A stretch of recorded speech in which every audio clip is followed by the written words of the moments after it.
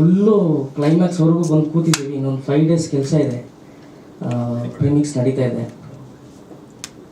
ನನಗೆ ಈ ಸಿನಿಮಾದಲ್ಲಿ ಒಂದು ಎಮೋಷನ್ ಇತ್ತು ತುಂಬ. ರೆಗ್ಯುಲರ್ ಫಾರ್ಮ್ಯಾಟಲ್ಲಿ ಕೆಲಸ ಮಾಡೋಕ್ಕಾಗಲಿಲ್ಲ ಈ ಸಿನಿಮಾನ. ಸೊ ಬ್ಯಾಕ್ಗ್ರೌಂಡ್ ಸ್ಕೋರ್ ಹೇಗಿರುತ್ತಂದರೆ ಈ ಸಿನಿಮಾ ನೋಡೋರು ಕಂಪ್ಲೀಟ್ಲಿ ಟ್ರ್ಯಾಪ್ ಆಗಿಬಿಡ್ತಾರೆ. ಸೊ ಹಾಡುಗಳನ್ನ ಆ ಸನ್ನಿವೇಶಕ್ಕೆ ತಕ್ಕಂತೆ ಅದನ್ನ ಬಳಸ್ಕೊಂಡು ಹೋಗಿದ್ದೀವಿ. ಹಾಡುಗಳು ಸಪ್ರೇಟಾಗಿ ಏನು ಕಾಣಿಸಲ್ಲ ಸಿನಿಮಾದಲ್ಲಿ, ಕತೆ ಸಮೇತ ಇರುತ್ತೆ. ಆಮೇಲೆ ಬುಲೆಟ್ ಪ್ರಕಾಶ್ ಅಣ್ಣನ ಜೊತೆ ಎಷ್ಟೋ ಸಿನಿಮಾ ಕೆಲಸ ಮಾಡಿದ್ದೀನಿ. ಕಳಸಿಪಾಳ್ಯ ತುಂಬ ದೊಡ್ಡ ಸಿನಿಮಾ. ನನಗೆ ಈ ಸಿನಿಮಾ ಅವರು ಲಾಸ್ಟ್ ಸಿನಿಮಾ ಅಂತ ಆ್ಯಕ್ಚುಲಿ ನಾವು ಅಂದ್ಕೊಂಡಿರಲಿಲ್ಲ. ಶೂಟ್ ನಡೀತಾನೆ ಇತ್ತು.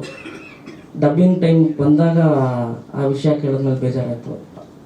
ಸೊ ಎಸ್ಪೆಷಲಿ ಅವ್ರ ಸೀನ್ಸ್ ಎಲ್ಲ ತುಂಬ ಚೆನ್ನಾಗಿ ತಂದಿದೆ, ತುಂಬ ಎಮೋಷ್ನಲ್ ಆಗಿದೆ ಅವ್ರ ಸೀನ್ಸ್ ಎಲ್ಲ. ನಮ್ಮ ಡೈರೆಕ್ಟ್ರು ಈ ಸಿನಿಮಾನ ತುಂಬ ಪರ್ಫೆಕ್ಟಾಗಿ ಎಲ್ಲೂ ಗ್ರಿಪ್ ಬಿಡ್ದಂಗೆ ನೀಟಾಗಿ ತೊಗೊಂಬಂದು ಕೊಟ್ಟಿದ್ದಾರೆ. ಸೊ ಪ್ರತಿಯೊಬ್ಬರು ಥಿಯೇಟ್ರಿಗೆ ಬಂದು ಈ ಸಿನಿಮಾ ನೋಡಬೇಕು.